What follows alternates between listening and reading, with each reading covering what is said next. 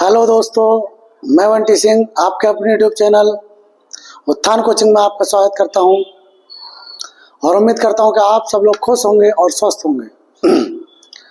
दोस्तों,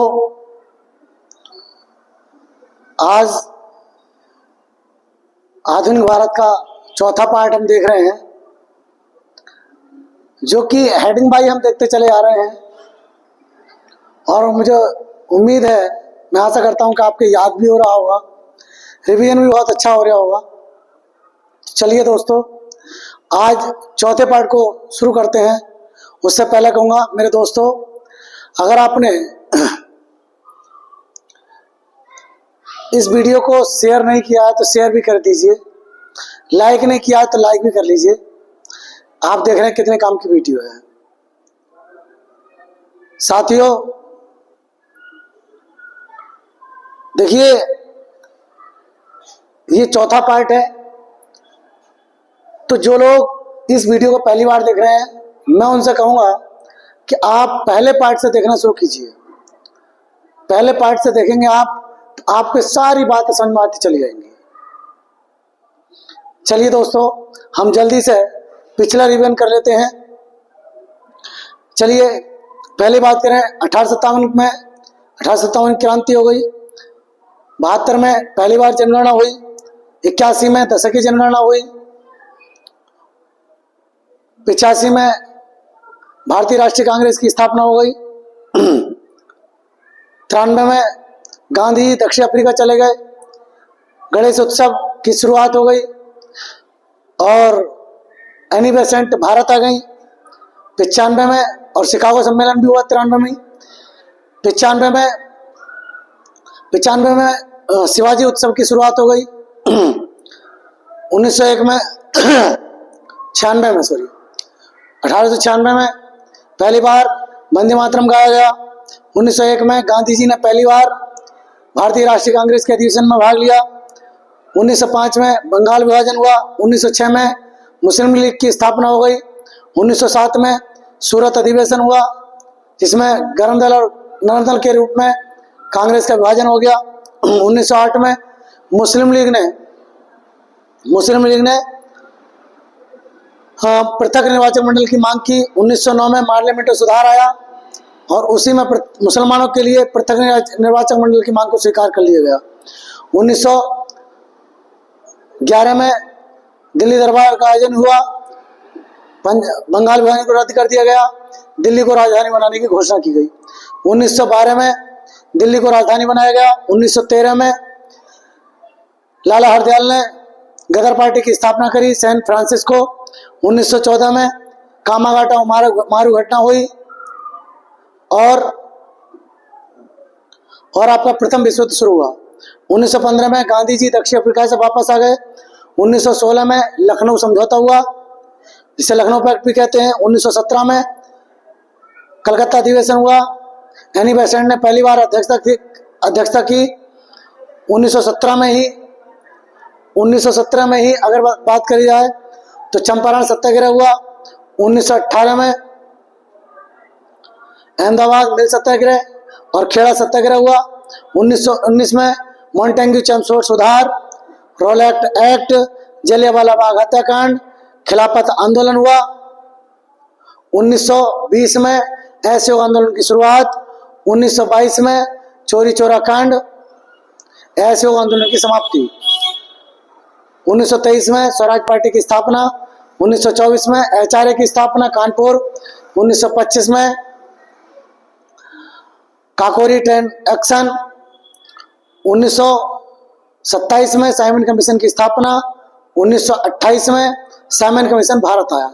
यहाँ तक हमने देखा था मेरे दोस्तों। आइए 1928 में, जो उसी का पार्ट है, तो जो लोग पहली बार इस वीडियो को देख रहे हैं, मैं उनसे रिक्वेस्ट करूंगा कि मेरे साथियों वो इससे पहले के 3 पार्ट और देखें तो बहुत अच्छा आएगा, मजा आएगा उसको देखने में और याद भी होंगी चीजें। चलिए, 1928 में ही हिंदुस्तान सोशलिस्ट रिपब्लिकन एसोसिएशन की स्थापना हुई, ठीक है, भगत सिंह के द्वारा। तो मेरे साथियों देखिए, जैसे आपको मालूम है कि एचआरए की स्थापना हुई थी और काकोरी ट्रेन एक्शन हुआ था। उस काकोरी ट्रेन एक्शन में चंद्रशेखर आजाद यहाँ से भाग निकले थे और भाग के कहाँ पहुंचे थे? दिल्ली पहुंचे थे। कानपुर से दिल्ली पहुंचे थे। दिल्ली भगत सिंह के पास पहुंचे थे। तो भगत सिंह की अपनी एक पार्टी थी, नौजवान सभा, वो पार्टी चल रही थी। चंद्रशेखर आजाद ने सारी घटना बताई, काकोरी ट्रेन एक्शन की, बताया इतने लोगों को पे मुकदमा चल रहा है। भगत सिंह ने कहा हिम्मत मत हारिए, हम इससे ही बड़ी पार्टी स्थापित करेंगे। और तभी 1928 में HSRA की स्थापना हुई। पहले HRA, अब HSRA की स्थापना किसने की? भगत सिंह ने। नाम भगत सिंह आता है मेरे साथियों संस्थापक में। कहाँ? दिल्ली।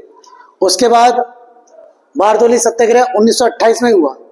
देखिए बारदोली गुजरात में पड़ता है।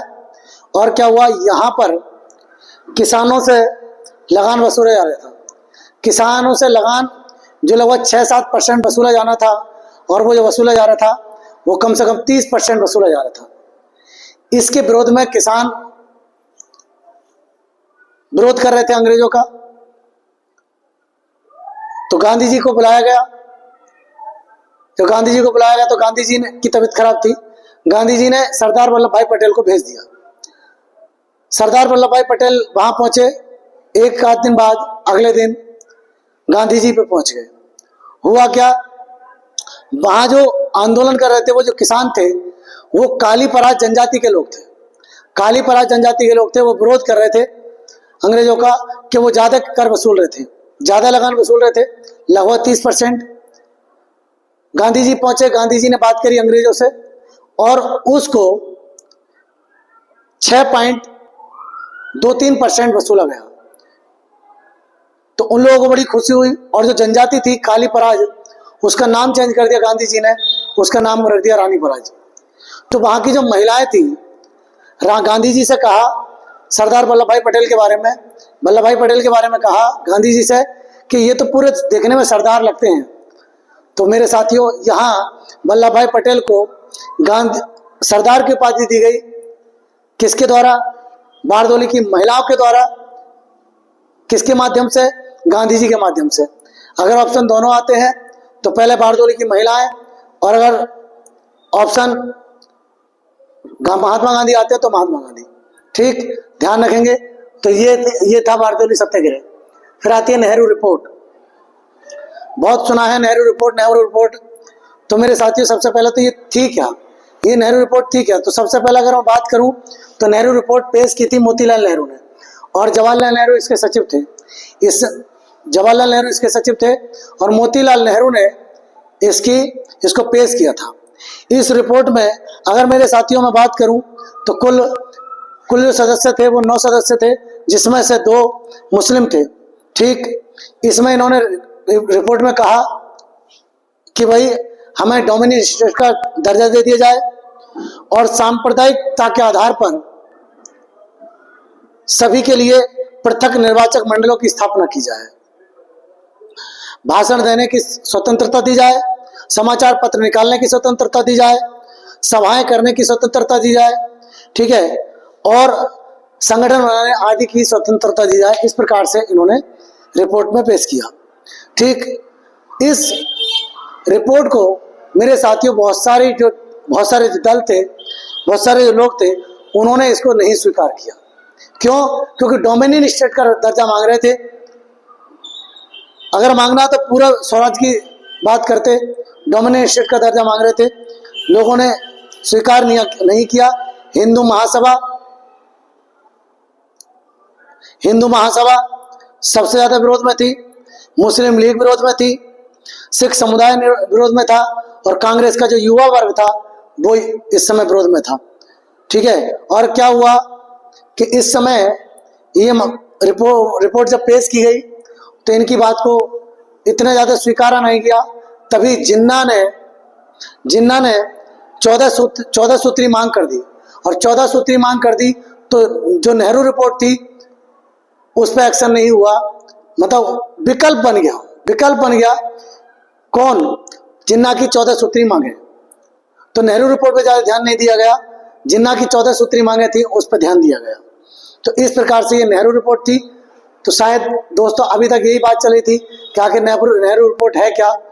समझ में नहीं आता था।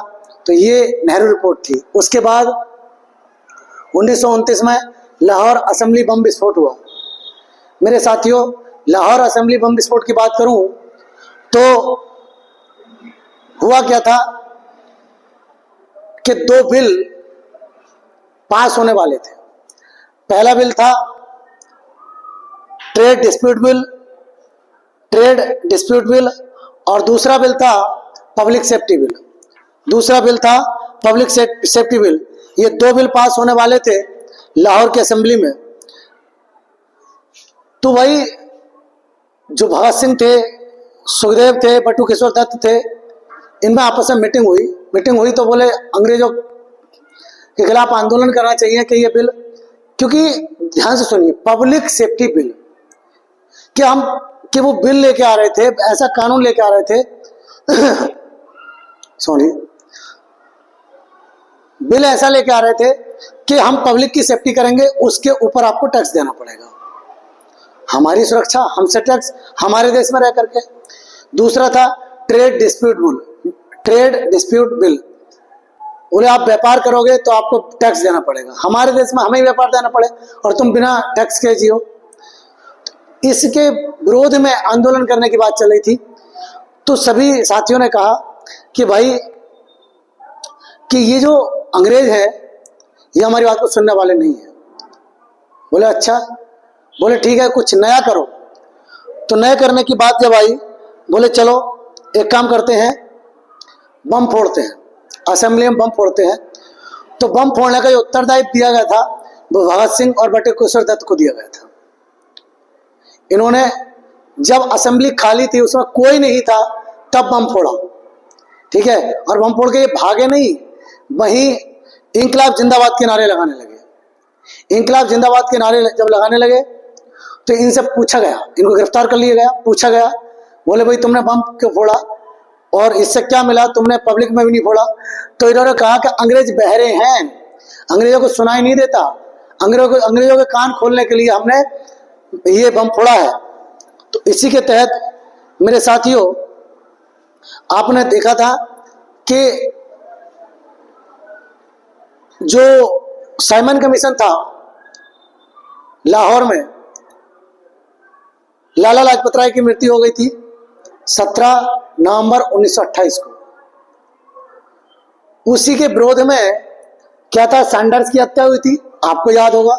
सैंडर्स की हत्या करी तो इन लोगों ने, जो अंग्रेज थे, इन्होंने ये कहा, इन्होंने सोचा कि अगर इनको हम यहां कोई सजा देते हैं बम फोड़ने के आरोप में तो कोई सजा बड़ी नहीं दे पाएंगे। तो इन्होंने वो सजा नहीं दी, उसको तो इग्नोर कर दिया और इनको गिरफ्तार करके इन पर आरोप लगाया कि सैंडर्स की हत्या की है। सैंडर्स की हत्या का आरोप लगा करके और मेरे साथियों इन पर मुकदमा चला और 3 लोगों को फांसी की सजा दे दी गई। वो आप अच्छे तरीके जानते हैं। 23 मार्च 1931 को भगत सिंह, सुखदेव और राजगुरु और लाहौर की जेल में इनको फांसी दे दी गई। ये मेरे साथियों, ये आपका लाहौर असेंबली बम विस्फोट था। फिर क्या हुआ, 1929 में ही लाहौर में अधिवेशन हुआ। इसके जो अध्यक्ष थे वो अध्यक्ष थे जवाहरलाल नेहरू। आप अच्छे तरीके जानते हैं, जवाहरलाल नेहरू इसके अध्यक्ष थे। और इसका, क्योंकि ये असेंबली बम विस्फोट हो चुका था और इस अधिवेशन का पूर्ण उद्देश्य ये था, पूर्ण लक्ष्य था कि पूर्ण स्वराज्य की मांग की जाए, पूर्ण स्वराज्य चाहिए। तो भाई इसी दिन 31 दिसंबर 1929 को जवाहरलाल नेहरू ने रावी नदी के तट पर रात के 12 बजे तिरंगा फहराया और वहीं इन्होंने लेक्चर दिया, भाषण दिया और अपने भाषण में कहा कि मैं एक स्वतंत्रतावादी और गणतंत्रवादी हूं। ठीक है, पूछा जाता है कि मैं एक स्वतंत्रतावादी और गणतंत्रवादी हूं, किसका कथन है? तो जवाहरलाल नेहरू का कथन है मेरे साथियों। ठीक, पूर्ण स्वराज्य की बात की गई और देखिए 31 दिसंबर को यह बात हुई और 2 जनवरी 1930 को पूर्ण स्वराज्य का प्रस्ताव रखा गया सबके सामने। पूर्ण स्वराज्य का प्रस्ताव जो रखा गया बोले हमें अपना पूर्ण स्वराज्य करना है।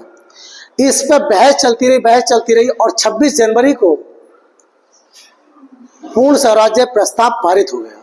जब पारित हो गया तो उसी दिन पूर्ण स्वाधीनता दिवस मनाया गया। पूर्ण स्वाधीनता दिवस मनाया गया और इसी दिन को याद रखने के लिए, देखिए आगे कंडीशन में आपको पता है, याद रखने के लिए इन्होंने सोचा। अब देखिए यहां मैं थोड़ी सी बात रोकता हूं, दूसरी तरफ लेकर चलता हूं। आपको मालूम है हमारा देश 15 अगस्त 1947 को आजाद हो गया। हमारा देश 15 अगस्त 1947 को आजाद हो गया। इन्होंने, जबकि ये जो होना था, अंग्रेजों ने कहा था कि आपको 1948 तक हम आजाद कर देंगे, जबकि इन्होंने 1947 में हमें आजाद कर दिया।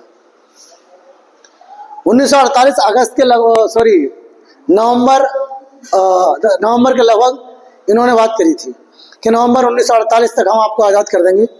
तो भारतीयों ने कहा कि हमें 26 जनवरी को दे देना आज़ादी, तो हमें ये दिन याद रहेगा 26 जनवरी का। लेकिन क्या हुआ, 15 अगस्त को ही उन्होंने हमें आज़ादी प्रदान कर दी। 15 अगस्त को जब आज़ादी प्रदान कर दी तो अब इस दिन को कैसे याद करा जाए। तो आपको मालूम है 26 नवंबर 1949 को हमारा संविधान बनकर तैयार हो गया था। 26 नवंबर 1949 को संविधान बनकर के तैयार हो गया था। तो उस दिन लागू नहीं किया गया। क्यों लागू इसलिए नहीं किया गया कि ये दिन जो 26 जनवरी का दिन है हम कैसे याद रख पाएंगे। तो 2 महीने इंतजार किया और 26 जनवरी 1950 को हमारा संविधान लागू हुआ। तो वो दिन जो 26 जनवरी का दिन था, जो पूर्ण स्वाधीनता दिवस मनाया गया था पहली बार 1930 को, वो दिन इस प्रकार से याद रखा है। ठीक, तो मेरे साथियों, लाहौर अधिवेशन आप समझ गए। लाहौर अधिवेशन में क्या क्या चीज पास हुई, तो देखिए 1930 में प्रथम गोलमेज सम्मेलन हुआ। इस गोलमेज सम्मेलन का बहिष्कार किया गया कांग्रेस के द्वारा। ठीक, और इस अधिवेशन का पूर्ण लक्ष्य आपको पता ही है, पूर्ण स्वराज्य की बात थी। ठीक, और अगला था, अगर ये अंग्रेज नहीं मानते हैं तो सविनय अवज्ञा आंदोलन चलाया जाएगा। सविनय अवज्ञा आंदोलन, सविनय विनय के साथ, अवज्ञा आज्ञा ना मानने, यह आंदोलन चलाया। कोई आज्ञा नहीं मानेगा, लेकिन कोई जोर जबरदस्ती नहीं, विनय के साथ सविनय अवज्ञा आंदोलन चलाया जाएगा। तो मेरे साथियों, ये घटना यहाँ घटी लाहौर अधिवेशन में। आपको पता है कि ये बात रखी गई जवाहरलाल नेहरू की अध्यक्षता में। लाहौर अधिवेशन में ही सविनय अवज्ञा आंदोलन चलाने की बात रखी गई। कुछ दिनों बाद साबरमती आश्रम में बैठक हुई और बैठक होकर के गांधी जी को नेतृत्व बनाया गया कि आप इसकी जिम्मेदारी संभालेंगे, आप इसका नेतृत्व करेंगे। कहाँ? साबरमती आश्रम में महात्मा गांधी को इसकी जिम्मेदारी सौंपी गई। तो मेरे साथियों, 1930 में ये हुआ। ठीक, फिर इसके पार्ट आते हैं। कितने पार्ट्स आते हैं मेरे साथियों? दांडी मार्च, जीआर लांग आंदोलन, कर नहीं देंगे आंदोलन, खुदाई खिदमतगार। आपको मालूम है जीआर लांग आंदोलन। देखिए मेरे साथियों, वीडियो को पूरा समझने के लिए आज हम इस पे बात करेंगे, बाकी ये पार्ट अगली वीडियो में करेंगे। तो मेरे साथियों, अगली वीडियो को देखना ना भूलें आप। तो देखिए दांडी मार्च, आप जानते हैं दांडी मार्च, यह इसी को कहते हैं नमक सत्याग्रह, क्योंकि नमक पर टैक्स लगता था। हम नमक नहीं बना सकते थे, टैक्स लगता था नमक बनाने पे भी। तो बोले पहले यहाँ की अवज्ञा करी जाए, पहले इस कानून की अवज्ञा की जाए। तो गांधी जी ने, आपको मालूम है कि 12 मार्च 1930 को कहा साबरमती आश्रम से दांडी तक की यात्रा की, जो 24 दिन में पूरी हुई। 241 मील या 385 किलोमीटर की यात्रा थी। 241 मील या 385 किलोमीटर की यात्रा थी, जो 24 दिन में पूरी हुई। मतलब 12 मार्च 1930 को शुरू हुई और 6 अप्रैल 1930 को ये समाप्त हो गई। 24 दिन की ये यात्रा थी। इसी बीच में जैसे ही रास्ते में जा रहे थे मेरे साथियों, गांधी जी को गिरफ्तार कर लिया गया। तो इस समय बागडोर किसने संभाली थी? अगर आपको पता है तो कमेंट कीजिए। किस व्यक्ति ने यहां दांडी मार्च की, गांधी जी के गिरफ्तार होने के बाद दांडी मार्च की कमान संभाली थी, उसका नाम बताइए। दूसरी बात, आपको मालूम है इसमें कितने सदस्यों ने भाग लिया था?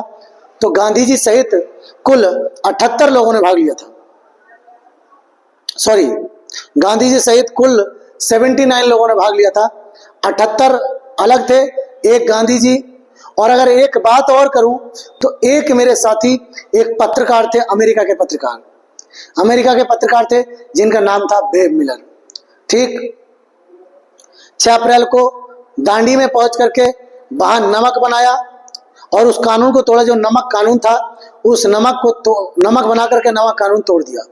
क्वेश्चन यहां से पूछा जाता है कि तमिलनाडु में नमक कानून किसने तोड़ा, उड़ीसा में नमक कानून किसने तोड़ा, और केरल में नमक कानून किसने तोड़ा? तो अगर इन सब बातों को जानना चाहते हैं मेरे साथियों तो लगातार हमारी वीडियो को देखते रहिए, आपको सबका जवाब मिलेगा। एक एक चीज बारीकी से पढ़ने वाले हैं आप।